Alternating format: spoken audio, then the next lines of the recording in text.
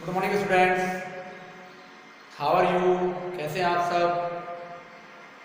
I hope कि आप सब अपने घरों में स्वस्थ होंगे और हमारी ऑनलाइन क्लासेस का बेनिफिट उठा रहे होंगे।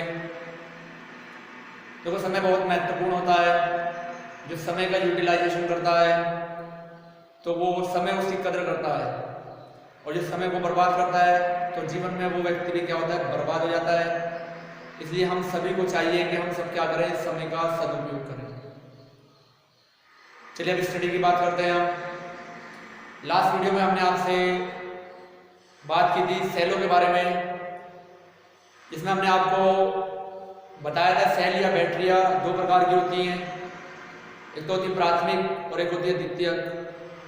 प्राथमिक सेल होती है जिसको पुनः आवेशित नहीं किया जा सकता है, और द्वितीयक सेल वो होती है जिसको पुनः आवेशित किया जा सकता है। तो वहाँ हमने आपको प्राथमिक सेल के रूप में शुष्क सेल और मरकरी सेल, और द्वितीयक सेल के रूप में सीसा संचायक सेल और निकल कैडमियम सेल के बारे में क्या किया, डिस्कस किया था कि उसमें किस प्रकार से क्या होती है, रासायनिक अभिक्रिया होती है, किस प्रकार से इलेक्ट्रॉनों का स्थानांतरण होता है, किस प्रकार से ऑक्सीकरण होता है, किसका अपचयन होता है, और किस प्रकार से क्या होती है, हमारी धारा जो होती है उत्पन्न होती है। आज भी जो हमारा टॉपिक है वो हमारे सेलों से रिलेटेड है, बट थोड़ा सा यहाँ पर चेंज है। क्या है? ईंधन सेल। ईंधन सेल यानी कि ऐसी सेल जो ईंधन के रूप में प्रयोग होती है, उनको क्या कहा जाता है? ईंधन सेल कहा जाता है। तो हम जानते हैं कि देखो हमारे पास क्या होते हैं, ऊष्मीय संयंत्र होते हैं। ठीक है, यहां पर क्या किया जाता है, विद्युत ऊर्जा को उत्पन्न किया जाता है। ठीक है, अब क्या किया जाता है इसमें, उसमें संयंत्र में जो होती है हमारी जीवाश्मी सेल, जो जीवाश्मी सेल होती है हमारी, जीवाश्म कौन से होते हैं हमारे पास? कोयला, पेट्रोलियम, और हमारे पास जो प्राकृतिक गैस होती है, ये जीवाश्म ईंधन कहलाते हैं। तो इनमें क्या किया जाता है, जीवाश्मी सेलों में उसमें से जीवाश्मी सेलों का ऊष्मीय संयंत्र में प्रयोग किया जाता है। अब जीवाश्मी सेलों के द्वारा जो ऊर्जा उत्पन्न होती है उससे क्या चलाई जाती है, टरबाइन चलाई जाती है, और टरबाइन के द्वारा क्या किया जाता है, टरबाइन चलती है। तो टरबाइन के चलने से क्या होती है, हमारी जो होती है ईंधन जो होती है वो उत्पन्न हो जाती है। ठीक है, तो ये हमारा क्रिया हो रहा है। परंतु जो जीवाश्मी सेल होती है, अगर हम बात करें जीवाश्मी सेल के बारे में, तो जीवाश्मी सेल जो होती है प्रदूषण अत्यधिक मात्रा में करती है। क्या करती है? प्रदूषण अत्यधिक मात्रा में करती है। ठीक है, दूसरा क्या होता है इसमें कि इनकी दक्षता मतलब क्षमता 40% तक की होती है। मीन्स ये केवल 40% ही क्या कर सकती है, ऊर्जा में परिवर्तित कर सकती है। तो अत्यधिक क्या करती है, प्रदूषण उत्पन्न करती है, और दक्षता भी क्या होती है, कम होती है। तो ये जीवाश्मी सेल जो उसमें संयंत्र में प्रयोग की जा रही थी, इनके स्थान पर अन्य सेलों का क्या किया जा रहा है, उपयोग किया जा रहा है।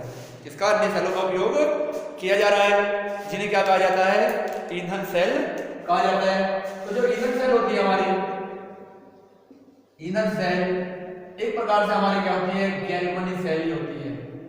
कौन सी सेल होती है? जो हमारी गैल्वेनिक सेल होती है। यही क्या होती है, हमारी ईंधन सेल होती है, क्या हमारी गैल्वेनिक सेल ही होती है। ठीक है, अब जब हम क्या करते हैं, गैल्वेनिक सेल में ईंधन के रूप में किसे प्रयोग कर रहे हैं, ईंधन हमने लिया, ईंधन के रूप में हम प्रयोग कर रहे हैं किसे, हम मीथेन, ठीक है, और एथेनॉल, ठीक है, आदि को क्या करते हैं, जब ईंधन के रूप में प्रयोग करते हैं तो इन्हें क्या कहा जाता है, हम ईंधन सेल कहते हैं। ठीक है, अब ये जो ईंधन सेल होती है ये जीवाश्मी सेल की अपेक्षा क्या होती है, ज्यादा दक्षता वाली होती है। ठीक है, मिटा देते हैं इसको। ईंधन सेल की बात कर रहे हैं ना, तो ईंधन सेल की बात करते हैं। तो जो ईंधन सेल है तो इनकी दक्षता कितनी होती है 70% तक होती है। कितनी होती है 70% होती है। और प्रदूषण कम मात्रा में करती है। ठीक है, क्वेश्चन आया हुआ है बोर्ड एग्जाम में, अभी हम क्वेश्चन डिस्कस करेंगे और बताएंगे कि ईंधन सेल की दो विशेषताएं पूछी थी उसने। ईंधन सेल की कोई दो विशेषताएं बताइए, शायद 2019 में आया, भी आपको क्वेश्चन कराएंगे जब बताएंगे कि ईंधन सेल की दो विशेषताएं। तो बता सकते हैं कि इसकी दक्षता कितनी होती है 70% होती है। और क्या करती है, ये प्रदूषण जो करती है वो क्या करती है, कम मात्रा में करती है। तो ये क्या होती है, इसलिए क्या होती है, ज्यादा सुटेबल होती है हमारे लिए। मेथेन, एथेनॉल आदि पदार्थों को क्या करते हैं, यूज करते हैं। अब जो सबसे सरल ईंधन सेल है हमारे पास, सबसे जो आसानी के साथ हम क्या करते हैं, यूज करते हैं, वो होती है हमारे पास ऑक्सीजन हाइड्रोजन ईंधन सेल होती है हमारे पास। कौन सी होती है, ऑक्सीजन हाइड्रोजन ईंधन सेल होती है, जिसे अपोलो, जानते हैं हम, अपोलो अंतरिक्ष कार्यक्रम में क्या किया गया था, यूज किया गया था। ठीक है, तो सबसे सरल कौन सी है हमारे पास, ऑक्सीजन हाइड्रोजन ईंधन सेल होती है। इसका यूज क्यों किया गया था, इसलिए किया गया था कि अंतरिक्ष में देखो पानी तो होता नहीं है।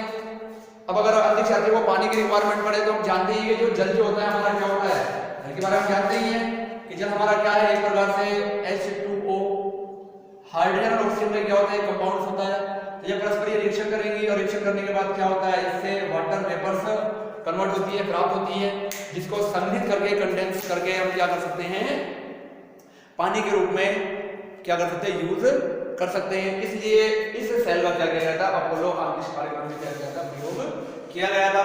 तो इसके बारे में बात करते हैं कि हमारी जो ईंधन सेल होती है, यानी कि हाइड्रोजन ऑक्सीजन ईंधन सेल, ठीक है, किस प्रकार की होती है, इसकी संरचना किस प्रकार की होती है, इसमें कौन कौन सी रासायनिक अभिक्रियाएं होती हैं, चलिए बात कर लेते हैं। तो सबसे पहले हम क्या करते हैं, इसका चित्र बनाते हैं।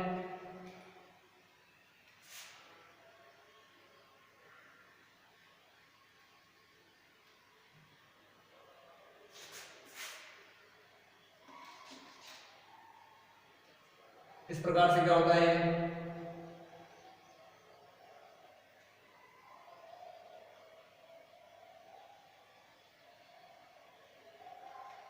इस प्रकार क्या होती है हमारे पास, एक प्रकार से क्या होती है, हमारी सेल होती है। ठीक है, अब क्या होता है इसमें,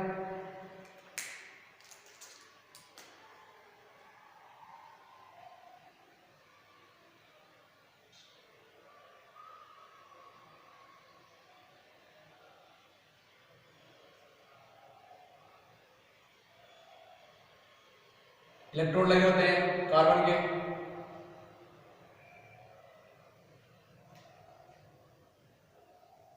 ये क्या होता है, एनोड होता है, हमारे पास क्या होता है, कैथोड होता है। इस बीच के भाग में विद्युत अपघट्य NaOH को भरा गया होता है। ठीक है,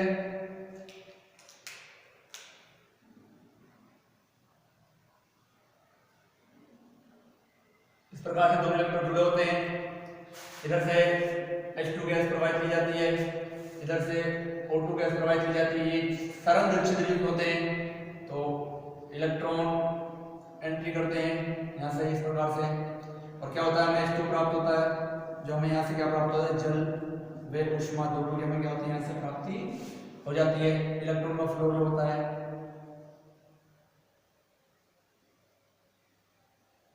इस प्रकार से क्या होता है, एनोड से कैथोड की ओर क्या होता है, इलेक्ट्रॉन का प्रवाह, इलेक्ट्रॉन का फ्लो होता चला जाता है। तो ये क्या है हमारे पास, एक सरल जो ईंधन सेल होती है ना, इसका क्या है हमारा चित्र है। अगर बनाना चाहिए, एक धातु का बर्तन होता है जिसमें कार्बन के दो इलेक्ट्रोड लगे होते हैं, जिनके बीच में क्या भरा होता है, NaOH के विद्युत अपघट्य के रूप में भरा होता है। जो कार्बन इलेक्ट्रोड होते हैं वो क्या होते हैं, हमारे सरंध्र होते हैं, छिद्रयुक्त होते हैं। एक साइड से ऑक्सीजन प्रवाहित की जाती है, दूसरी साइड से हाइड्रोजन प्रवाहित की जाती है। सरंध्र होने के कारण से क्या होती है, परस्पर एक दूसरे के संपर्क में आते हैं और जल का निर्माण करते हैं, जो हमें क्या होता है, जल के साथ ऊष्मा की प्राप्ति हो जाती है। अगर आप इसकी संरचना को वर्णित करना चाहें, संरचना को लिखना चाहें, तो इस प्रकार से क्या कर सकते हैं, लिख सकते हैं। ठीक है, अब हम बात करते हैं इसकी अभिक्रियाओं के बारे में, एनोड पर कौन सी अभिक्रिया होती है और कैथोड पर कौन सी अभिक्रिया होती है। कैथोड पर अभिक्रिया होगी और एनोड पर कौन सी अभिक्रिया होगी? तो कैथोड पर क्या होता है? O2 प्लस ऑक्सीजन होता है और ऑक्सीजन क्या करता है? H2O के साथ क्रिया करता है प्लस 4 इलेक्ट्रॉन ले लेता है और बना लेता क्या है यहाँ पर 4OH माइनस में कन्वर्ट हो जाता है। ठीक है, तो 4OH के लिए क्या करना पड़ेगा? हमें यहाँ पर 2H2 लेना पड़ेगा, तो क्या हो जाएगा? 4OH आ जाएगा। ठीक है, दूसरी अभिक्रिया हमारी होगी एनोड पर। एनोड पर हमारे पास क्या है? हाइड्रोजन है, तो हाइड्रोजन के पास क्या आएंगे? ये वाले आपके 4OH आ जाएंगे। ठीक है, माइनस, तो 2 दूनी 4 में लेंगे, लेकर क्या बन जाएगा हमारे पास यहाँ पर? 2 और 2 4 4 8, तो क्या बन जाएगा यहाँ पर? 4H2O का क्या हो जाएगा यहाँ पर? निर्माण हो जाएगा प्लस 4 इलेक्ट्रॉन क्या करेगा यहाँ पर? फ्री करेगा। अभी 4 इलेक्ट्रॉन से ये 4 इलेक्ट्रॉन कैंसिल हो जाएंगे, 4OH से 4OH कैंसिल हो जाएगा, 2H2 यहाँ पर है और 4H2 यहाँ पर है, 4 करने हैं, 2 का यूज हो रहा है, तो 2H2 यहाँ बच जाएगा। तो हम संपूर्ण सेल अभिक्रिया इस प्रकार से लिख सकते हैं हम संपूर्ण सेल अभिक्रिया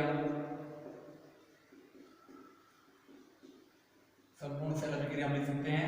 क्या बचेगा हमारे पास? O2 प्लस 2H2, ये बचेगा 2H2 और O2 बचेगा।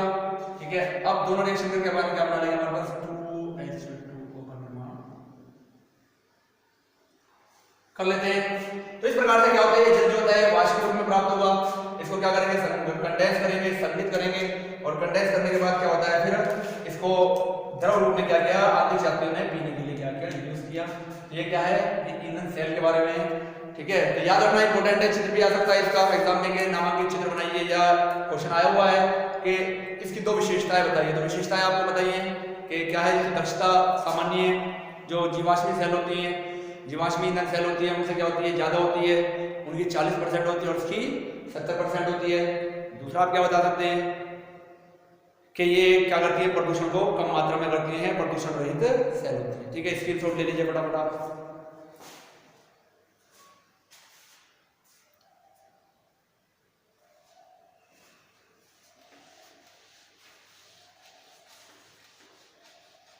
नेक्स्ट टॉपिक है हमारे पास जो आपकी बुक में दिया गया है, उसका लास्ट टॉपिक हमारे पास बच रहा है क्या है? संचारण।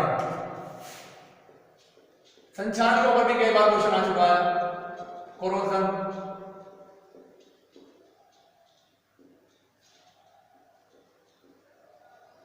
इसके ऊपर भी आ चुका है क्वेश्चन। ठीक है, क्वेश्चन ये आया हुआ है संचारण से बचाव के उपाय पूछे गए हैं या पूछा गया है। संचारण भी एक प्रकार से क्या होती है? वैद्युत रासायनिक प्रक्रम में वैद्युत रासायनिक घटना है।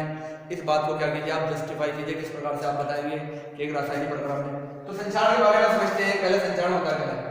देखो, धातुओं का अपने गुणों को खो देना, धातुओं का अपने गुणों को खो देना, वो क्या कहलाता है? आपका संचारण की क्रिया कहलाती है। ठीक है, जैसे आपने देखा होगा जब हम चांदी के आभूषण बनाकर लाते हैं तो बहुत चमकदार होते हैं, धीरे धीरे क्या होते हैं? वो काले पड़ जाते हैं। तांबे का बर्तन आपने देखा होगा, उसके अंदर जल भर के रख दें तो उसके ऊपर क्या आ जाती है? एक हरे रंग की परत जो होती है वो आ जाती है। सबसे कॉमन एग्जांपल जो है हमारे पास है लोहे के ऊपर जंग का लगना। क्या आपने देखा होगा जो नया लोहा आता है वो एकदम क्या होता है? चमकदार होता है, लेकिन जैसे वो क्या होता है? आफ्टर सम टाइम पड़ा रहता है वातावरण में, तो क्या होता है? उसके ऊपर जो होता है एक प्रकार का भूरे रंग का पदार्थ जमा हो जाता है, जिसको क्या कहते हैं? हम जंग कहते हैं। तो अब ये जंग लगना के बारे में हम अध्ययन करेंगे कि जंग लगना किस प्रकार से हम क्या कहते हैं? एक प्रकार से रासायनिक परिवर्तन है या रासायनिक परिवर्तन है। ठीक है, याद रखना संचारण क्या है? धातु का अपने प्रारंभिक गुणों को खो देना संचारण कहलाता है। ठीक है, जैसे चांदी का बदरंग होना। ठीक है, दूसरा आप देख सकते हैं कॉपर, तांबे के ऊपर हरी परत का आना।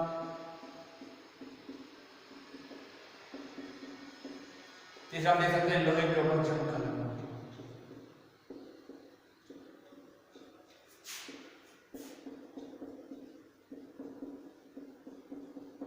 ठीक है, तो अब क्वेश्चन ये बनता है कि क्या वास्तव में जो लोहे के ऊपर जंग लगता है वो एक रासायनिक प्रक्रम है या रासायनिक प्रक्रम नहीं है? तो रासायनिक प्रक्रम होने के लिए यानी कि रासायनिक सेल की तरह कार्य करने के लिए हमें क्या चाहिए? हमारे पास ऑक्सीकरण और अपचयन दोनों क्रियाएं होनी चाहिए। क्या होना चाहिए, ऑक्सीकरण और अपचयन दोनों क्रियाएं हमारे पास क्या होनी चाहिए। अगर दोनों क्रियाएं हो रही है तो फिर क्या कहेंगे, वास्तव में क्या है, एक रासायनिक प्रक्रम, यानी कि हमारे पास एनोड और कैथोड दोनों का कार्य क्या होना चाहिए, हमारे पास होना चाहिए। तो चलिए हम क्या करते हैं, अब डिस्कस कर लेते हैं किसके बारे में, इसी के बारे में। तो अब जो लोहे के ऊपर जंग लगता है, तो जंग लगना वातावरण में उपस्थित वायु और नमी की उपस्थिति, यानी कि ऑक्सीजन और नमी की उपस्थिति में क्या होता है, एक प्रकार से जो होता है लोहे के ऊपर जंग लगता है। अगर हम क्या करेंगे, लोहे को बचाकर रखेंगे ना इन चीजों से, तो फिर क्या होता है, जंग नहीं लगेगा। ठीक है, अब होता क्या है, तो कोई भी लोहे की छड़ है, जैसे हमारे पास यहाँ हमने लोहे की छड़ ले ली, ये हमारे पास लोहे की छड़ है। अब क्या होगा, इसका कोई पर्टिकुलर कोई स्थान ले लिया हमने। अब जानते हैं क्या है, यहाँ पर Fe आयन है हमारे पास। अब इनका ऑक्सीकरण होगा तो क्या हो जाएगी, Fe+2 इलेक्ट्रॉन क्या करेंगे, फ्री कर देंगे।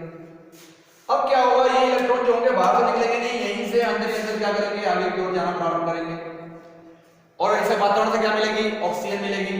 तो वहां क्या करेंगे, ऑक्सीजन से क्या करेंगे, जल भी हो जाएगा, H2 होगा हमारे पास, तो H2 क्या करेगा, H++OH माइनस में टूट जाएगा। ठीक है, अब क्या होगा, इलेक्ट्रॉन मुक्त होंगे यहाँ पर। ठीक है, अगर हम क्या करें, यहाँ पर 2Fe ले लें, तो यहाँ पर हमारे पास क्या हो जाएगा, 2Fe+2 और 4 इलेक्ट्रॉन हमारे पास यहाँ जाएंगे। तो ऑक्सीजन आएगा और हमारे पास क्या जाएगा, हाइड्रोजन होगा हमारे पास, 4H++4 इलेक्ट्रॉन्स होंगे। क्या हो जाएगा, यहाँ पर जो हमारा बन जाएगा, ये बन जाएगा हमारा H2O के दो मॉलिक्यूल बन जाएंगे। अब क्या होगा, जो हमारा Fe+2 बना हुआ है, जो हमारा क्या है, Fe+2 है, Fe+2 जो है क्या होगा, ऑक्सीजन की उपस्थिति में फर्दर ऑक्सीडाइज होगा। ऑक्सीडाइज होकर क्या करता है, ये Fe+3 में कन्वर्ट होता है। अब ये Fe+3 जो बना हमारे पास, ये Fe+3 क्या करेगा, आगे रिएक्शन करेगा, इससे Fe+3 इससे रिएक्शन कर जाएगा, ऑक्सीजन और प्लस वाटर वेपर जो हमारे पास है उनसे रिएक्शन करेगा और क्या बना लेगा, Fe2O3 X H2O का क्या कर लेगा, यहाँ पर निर्माण कर लेगा। तो ये जो होता है हमारे पास, ये क्या होता है हमारे पास, जंग का सूत्र है। ठीक है, क्या है, जंग का सूत्र है। तो इस प्रकार से इसमें क्या हो रही है, बहुत सारी क्रिया हो रही है। ठीक है, अब हम देखते हैं कि हमारा एनोड पर कौन सी अभिक्रिया होती है और हमारी कैथोड पर कौन सी क्रिया होती है। ठीक है, एनोड पर ऑक्सीकरण होगा हमारा, एनोड पर हमारा आयरन आएगा, तो 2Fe से क्या बन जाएगा, 2Fe+2+4 इलेक्ट्रॉन फ्री हो जाएंगे। H2O डिकम्पोज होगा, H++OH माइनस डिकम्पोज हो जाएगा। इसके बाद कैथोड आएगा हमारे पास, कैथोड पर क्या है, ऑक्सीजन, O2+4H++4 इलेक्ट्रॉन हमारे पास है, तो क्या हो जाएगा आपका, 2H2O में कन्वर्ट हो जाएगा। ठीक है, अगर हम चाहे संपूर्ण सेल अभिक्रिया, संपूर्ण सेल क्रिया अगर हम क्या लिखना चाहें तो क्या करते हैं, लिख सकते हैं, यहाँ से इलेक्ट्रॉन से इलेक्ट्रॉन कैंसिल हो जाएंगे। ठीक है, बाकी जो बचेगा हम लिख सकते हैं। तो हमारे पास क्या बचेगा, 2Fe+O2+4H+ is equal to 2Fe+2+2H2। ये क्या आ जाएगा हमारे पास, सेल रिएक्शन हमारे पास आ जाएगी। ठीक है, ये हमारे क्या है, ये सेल रिएक्शन है। ठीक है, अब यहाँ पर जैसे हमने बताया Fe+2 बने हैं, तो Fe+2 ऑक्सीडाइज होकर Fe+3 में जाएंगे, ये फिर रिएक्शन करेंगे और क्या बना लेते हैं, फिर ये जंग का निर्माण कर लेते हैं। इस प्रकार से हम क्या कर सकते हैं, जो हमारा जंग बनना है वो एक प्रकार से हमारा क्या है, वैद्युत रासायनिक परिघटना है। दूसरा देख सकते हैं कैसे, क्यों, क्योंकि जो ये जो हमारी अभिक्रिया हुई है, इसके लिए जो E0 जो है वो होता है हमारे पास -0.44 वोल्ट। ये जो हमें इसके लिए E0 हमारे पास है 1.23 वोल्ट। ठीक है, तो अब हमने बताया था कि अगर ये सेल हमारे पास क्या आता है, पॉजिटिव आता है, तो क्या होता है, सेल रिएक्शन हो रही है, और ये सेल अगर हमारे पास क्या आएगा, नेगेटिव आएगा, तो सेल रिएक्शन नहीं होगी। तो हम देख सकते हैं रिएक्शन हो रही है या नहीं हो रही है, कैसे देखेंगे, तो हम E0 सेल को फाइंड करेंगे, तो क्या आ जाएगा हमारे पास, E cathode minus E anode आ जाएगा। एनोड ये है, कैथोड ये है, वैल्यू रखो 1.23 माइनस 0.44, तो क्या हो जाएगा, 1.23 plus 0.44 is equal to 1.67 volt. ठीक है, हमारे पास क्या आ रहा है, सेल आ रहा है किसमें, पॉजिटिव हमारा में। ये एक वैद्युत रासायनिक घटना मानी जा सकती है कि जो हमारा लोहे के ऊपर जंग लगना है, वो क्या है, एक प्रकार से वैद्युत रासायनिक परिघटना। अब ये संचारण जो होता है हमारे लिए क्या होता है, नुकसानदायक है। प्रतिवर्ष बहुत सारे वस्तुएं जो लोहे की बनी होती हैं, ब्रिज वगैरह हैं, इमारतें हैं, संचारण होने से क्या हो जाती है, हमारी क्षतिग्रस्त हो जाती है। तो इससे हमें क्या चाहिए, रोकथाम का उपचार भी करना चाहिए, बचाव भी जरूरी है। तो बचाव किस प्रकार से हम कर सकते हैं, इसकी नोट ले लीजिए इसका, फिर हम बचाव के बारे में बात करते हैं कि बचाव किस प्रकार से कर सकते हैं।